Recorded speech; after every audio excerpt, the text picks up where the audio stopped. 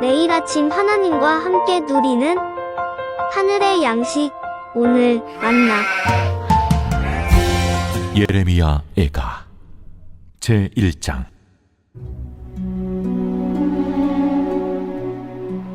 슬프다, 이 성이여. 전에는 사람들이 많더니 이제는 어찌 그리 적막하게 앉았는고. 전에는 열국 중에 크던 자가 이제는 과부같이 되었고, 전에는 열방 중에 공주였던 자가 이제는 강제 노동을 하는 자가 되었도다. 밤에는 슬피우니 눈물이 뺨에 흐르며, 살아가던 자들 중에 그에게 위로하는 자가 없고, 친구들도 다 배반하여 원수들이 되었도다. 유다는 환난과 많은 고난 가운데 사로잡혀 갔도다. 그가 열국 가운데 거주하면서 쉴 곳을 얻지 못하며, 그를 핍박하는 모든 자들이 궁지에서 그를 뒤따라 잡았도다. 시온의 도로들이 슬퍼하며 절기를 지키려 나아가는 사람이 없음이로다. 모든 성문들이 적막하며 제사장들이 단식하며 처녀들이 근심하며 시온도 곤고를 받았도다. 그의 대적들이 머리가 되고 그의 원수들이 형통함은 그의 죄가 많음으로 여호와께서 그를 곤고하게 하셨습니다. 어린 자녀들이 대적에게 사로잡혔도다. 딸 시온의 모든 영광이 떠나가며, 그의 지도자들은 꼴을 찾지 못한 사슴들처럼 뒤쫓는 자 앞에서 힘없이 달아났도다. 예루살렘이 환난과 유리하는 고통을 당하는 날에 옛날의 모든 즐거움을 기억하였으며, 그의 백성이 대적의 손에 넘어졌으나 그를 돕는 자가 없었고, 대적들은 그의 멸망을 비웃는도다. 예루살렘이 크게 범죄함으로 조석거리가 되었으니, 전에 그에게 영광을 돌리던 모든 사람이 그의 벗었음을 보고 업신여기며, 그는 탄식하며 물러가는도다. 그의 더러운 것이 그의 옷깃에 묻어 있으나 그의 나중을 생각하지 아니하며, 그러므로 놀랍도록 낮아져도 그를 위로할 자가 없도다. 여호와여, 원수가 스스로 근체하오니 나의 환난을 감찰하소서. 대적의 손을 펴서 그의 모든 보물들을 빼앗았나이다. 주께서 이미 이방인들을 막아 주의 성에 들어오지 못하도록 명령하신 그 성소에 그들이 들어간 것을 예루살렘이 보았나이다. 그 모든 백성의 생명을 이으려고 보물로 먹을 것들을 바꾸었더니 지금도 탄식하며 양식을 구하나이다. 나는 비쳐나오니 여호와여, 나를 돌보시옵소서. 오늘부터 예레미야 애가를 살펴보게 됩니다. 예레미야 애가는 우리가 앞서 본 열왕기하와 역사적으로 맥락을 같이 합니다. 남유다가 바벨론에 의해서 멸망당하고 예루살렘 성전이 폐허가 되죠.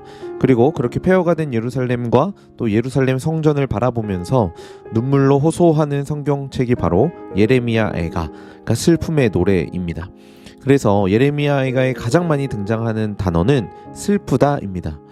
오늘 우리가 1절부터 11절까지 읽었는데, 이 본문 안에서만 보더라도 1절에 슬프다로 시작하고 있죠. 그리고 2절에도 보시면 슬피우니, 4절에도 슬퍼하며 라고 이야기합니다. 그뿐만이 아니라 전체적인 본문을 살펴보면 탄식이라는 말도 계속해서 반복하면서 예레미야가 처한 상황, 그리고 예레미야가 바라보고 있는 예루살렘이 어떤 분위기인지를 느낄 수 있습니다. 그래서 흔히들 예레미야를 가리켜서 눈물의 선지자라는 별명을 붙이기도 합니다. 예레미야 애가를 읽다 보면 굉장히 우울해지는 부분이죠. 계속 울고 계속 탄식하기 때문입니다. 오늘 우리가 보는 본문도 크게 다르지 않습니다. 1절에 보면 유다가 처한 상황을 이렇게 이야기하죠. 슬프다 이 성이여, 전에는 사람들이 많더니 이제는 어찌 그리 적막하게 앉았는고, 전에는 열국 중에 크던 자가 이제는 과부같이 되었고, 전에는 열방 중에 공주였던 자가 이제는 강제노동을 하는 자가 되었도다 라고 이야기합니다. 이전, 그러니까 바벨론 포로 이전과 현재, 바벨론 포로 또는 예루살렘이 폐허된 이 상황을 비교하는 문구가 3번 등장합니다. 전에는 사람이 많았고 이제는 적막하죠. 또 전에는 열국 중에 크던 자였는데 이제는 과부같이 되었다라고 이야기합니다. 이어서 전에는 열방 중에 공주였던 자가 이제는 강제 노동을 하는 포로가 되었음을 이야기하죠. 그래서 전에는 잘 나갔는데 이제는 초라하다가 주요 내용이었던 겁니다. 나라를 잃고 하나님을 예배하는 처소를 잃고 슬퍼하는 것은 당연할 것입니다. 더군다나 과거 왕성했던 남유다의 모습과 현재의 초라한 모습을 비교하니 지금 현실이 더욱 안타깝게 느껴졌던 거죠. 7절에도 이렇게 비교합니다. 예루살렘이 환난과 유리하는 고통을 당하는 날에 옛날의 모든 즐거움을 기억하였으며 그의 백성이 대적의 손에 넘어졌으나 그를 돕는 자가 없었고 대적들은 그의 멸망을 비웃는도다.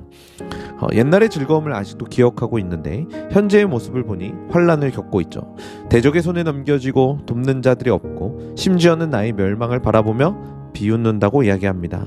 너무나 비참하고 더욱 슬픈 건 그럼에도 불구하고 돕는 손길이 전혀 없다라는 것이죠. 이러한 분위기가 예레미야이가 전반에 걸쳐서 등장하고 있습니다. 그래서 예레미야이가를 읽다 보면 예레미야가 바라보고 있는 유다가 예루살렘이 얼마나 고통 가운데 있었는지 그의 백성들이 얼마나 슬픈 상황에 있었는지 공감이 되는 표현들이 많이 등장합니다. 그런데 우리가 생각해 봐야 할 것이 있습니다. 유다가 왜 이런 상황에 처하게 됐을까요? 왜 유다가 슬퍼해야 하고 폐허가 되었고 왜 적막하게 되었을까요? 바로 죄 때문이라는 겁니다. 8절을 보십시오. 예루살렘이 크게 범죄함으로 조속거리가 되었으니 전에 그에게 영광을 돌리던 모든 사람이 그의 벗었음을 보고 업신여기며 그는 탄식하며 물러가는도다. 이 말씀을 시작할 때 예루살렘이 크게 범죄했다라고 이야기하죠. 그 죄로 인해서 비웃음거리, 조속거리가 되었고 그들의 죄로 인한 수치가 드러났음을 이 본문이 이야기하고 있습니다. 그러니까 예레미야의 눈물과 탄식과 호소는 단순히 유다가 폐허가 되었기 때문만은 아닌 거죠. 유다의 죄가 얼마나 심각한지 예레미야는 너무나 잘 알고 있었기 때문에, 그리고 그 죄로 인해 지금의 상황들이 펼쳐진 것을 알았기 때문이었을 것입니다. 저는 오늘 말씀을 묵상하면서 하나님께서 크게 2가지의 마음을 주셨습니다. 먼저는 죄에 대해서 눈물 흘릴 줄 알아야 한다라는 것이었습니다. 우리는 죄에 대해 너무나 무감각합니다. 우리의 죄가 얼마나 큰지, 얼마나 심각한지 제대로 인식하지 못합니다. 그런데 그 죄에 대해 눈물 흘릴 줄 안다는 것은 그 자체가 엄청난 은혜라는 것을 기억해야 한다는 거죠. 사랑하는 성남제일교회 성도 여러분, 오늘 우리가 짓는 죄에 가슴 아파하시며 하나님의 긍휼을 구하시길 축복합니다. 그리고 하나님이 주셨던 2번째 마음은 나의 죄악됨을 인식할 때 그때에야 하나님께 간구할 수 있다는 것입니다. 먼저 9절 뒷부분을 보시면 나의 환난을 감찰하소서라고 간구하는 예레미야의 고백이 등장합니다. 이렇게 하나님께 간구하고 기도할 수 있었던 것은 나의 죄악됨을 인식했고 내가 그 죄를 해결할 수 없다라는 사실을 알았기 때문입니다. 또한 11절 맨 마지막에도 이렇게 고백합니다. 나는 비천하오니 여호와여 나를 돌보시옵소서. 비천하다는 인정과 함께 나를 돌보아 달라라는 고백이 이어지죠. 여기서 비천하다는 인식이 먼저 필요한 겁니다. 그리고 그런 인식을 하는 자에게 여호와의 돌보심이 이어지게 되는 거죠. 오늘 우리는 우리의 죄악됨을 목도해야 합니다. 나의 죄악을 발견하는 것은 그 자체가 하나님의 은혜입니다. 왜냐하면 거기서부터 회복이 시작하고 거기서부터 하나님의 은혜가 채워지기 때문입니다.